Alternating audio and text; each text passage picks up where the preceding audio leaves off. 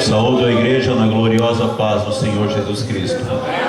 Amada igreja, queridos do meu Deus, Salmo 40, no último verso, tem um verso que diz assim: sou pobre e necessitado, mas o Senhor cuida de mim. Tenham fé, vamos até o fim. Vamos até o fim. Nada vai nos impedir. O Senhor é conosco. Querido Deus, Pai Santo, Pai Justo e amado, eis aqui o teu servo, o teu amado Senhor, aquele Senhor que tu tens cuidado, Senhor, e trazido com mãos seguras até aqui, Senhor. Não seja indiferente no decorrer, Senhor, desta palavra que vem de ti, Senhor. Que rios caudalosos do teu trono passem por ele nesta noite, Senhor. Seja ele um vaso, Senhor, nas tuas mãos, Senhor. E por onde passar este rio, através da aspersão da vida dele, Senhor, tenha frutos, tenha peixes, tenha pescadores, tenha águas correntes, Pai. Em nome de Jesus, Pai. Amém. Graças a Deus. A paz do Senhor, meus irmãos. Glória a Jesus. Aleluia. É bom estar com os irmãos uma vez mais, para juntos nós nos alegrar, sentir a graça, o poder de Deus em nossas vidas. Deus é fiel, é maravilhoso. Aleluia. Graças a Deus. Vamos achar aqui. Eu quero saudar os irmãos com a paz do Senhor. E vamos ver aqui um texto, irmãos. Vamos ler a Bíblia Sagrada. Aleluia. Glória a Deus. Vamos ver aqui que nós só marcamos. Eu não fiz esboço hoje, foi só na marcação aqui. Glória a Deus. Abra então a tua Bíblia. Livro de Números, capítulo 9 e o versículo 15. Graças a Deus. Nós vamos falar sobre a presença de Deus. Presença de Deus, fundamental, indispensável na vida do crente, na vida da igreja. Amém? Números capítulo 9, versículo 15. E no dia de levantar o tabernáculo, a nuvem cobriu o tabernáculo sobre a tenda do testemunho, e à tarde estava sobre o tabernáculo como uma aparência de fogo até a manhã. Assim era de contínuo. A nuvem o cobria e de noite havia aparência de fogo. Mas sempre que a nuvem se alçava sobre a tenda, os filhos de Israel, após ela partiam, e no lugar onde a nuvem parava, ali os filhos de Israel assentavam o seu arraial. Os irmãos podem se assentar. Louvado é o nosso Deus. Glória a Jesus. Irmãos, é muito bom falar sobre a presença de Deus. A presença de Deus, ela preenche um vazio que nada nesta vida pode preencher. É um espaço que Deus, quando formou o homem do pó da terra, Ele deixou um vazio no coração do homem, para que esse vazio fosse preenchido com a sua presença. E quando nós temos essa presença de Deus, nós somos diferentes, nós somos alegres, nós temos satisfação em viver, nós somos pessoas realizadas. Mas nós entrando dentro da história do povo hebreu, quando a descendência de Abraão, a descendência de Isaac, a descendência de Jacó, os patriarcas da nação hebreia, do povo de Israel, a nação agora, os irmãos conhecem muito bem a história, ela havia ficado escravizada no Egito, e toda essa história tem uma simbologia para a nossa vida também.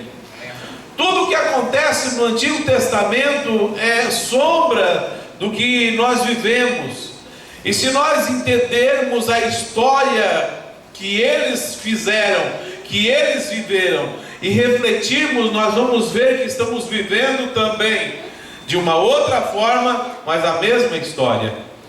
Esse povo agora estava escravizado lá no Egito.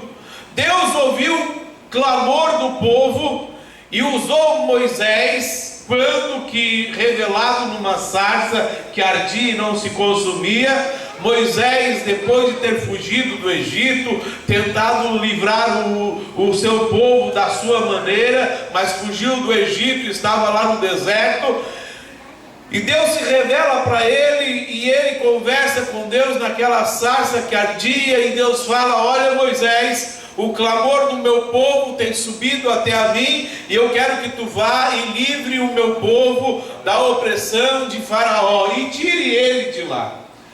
E Moisés foi, conforme a palavra do Senhor, e depois de ter operado as 10 pragas, Faraó, ele se viu acuado de uma forma que não conseguia mais segurar o povo de Deus. E lá no capítulo 13, o versículo 17 de Êxodo, então Faraó, ele não conseguiu mais segurar o povo de Deus e deixou o povo de Deus sair.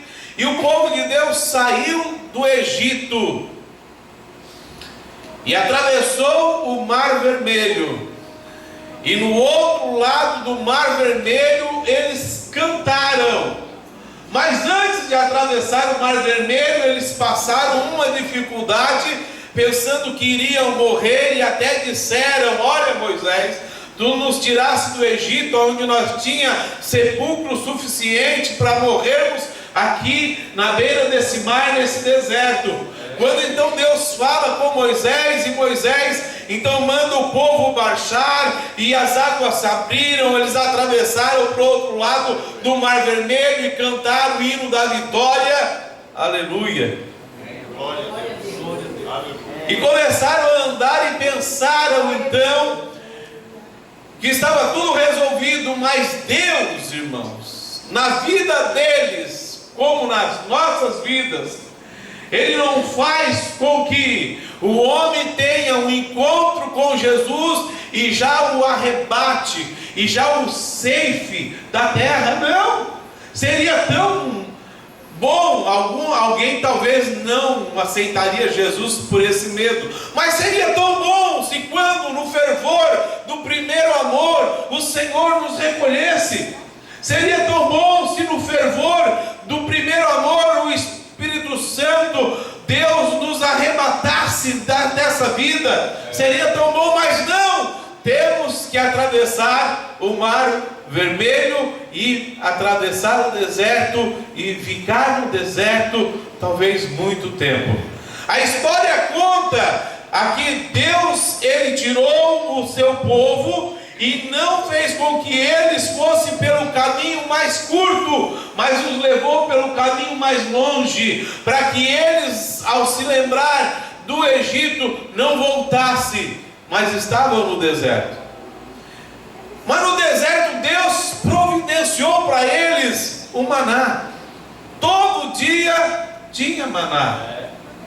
Deus providenciou para eles água. De alguma forma eles tinham água. Água que vertia da rocha, eles tinham água. E quando, ainda no início da sua jornada, Deus chama Moisés para o monte.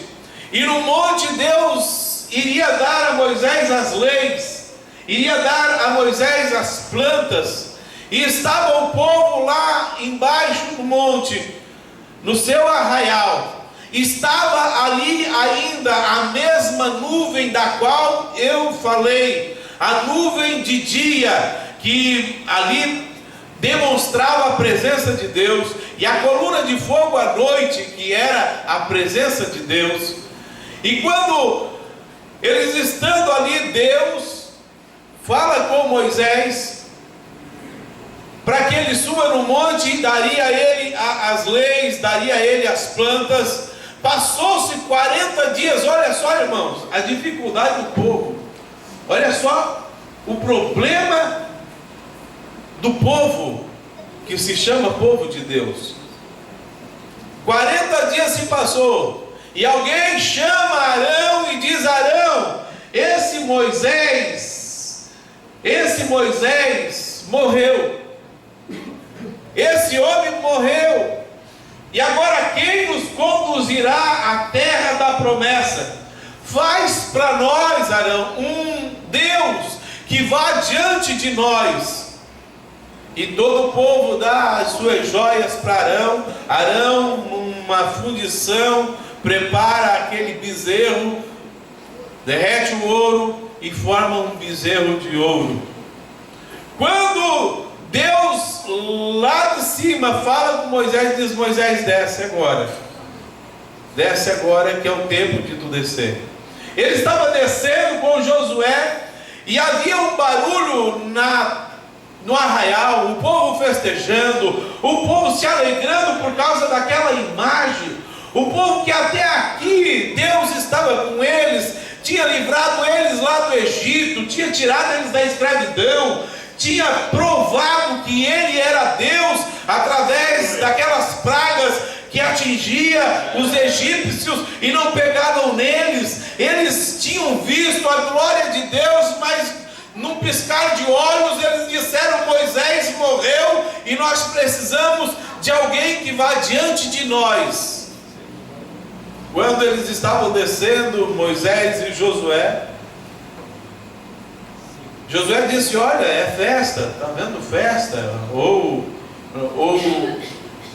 ele disse: tem um barulho diferente, né? O Josué, na verdade, ele disse: está vendo ali, guerra, é guerra. E Moisés disse: não, isso aí é um barulho estranho. Olha só a situação, irmãos.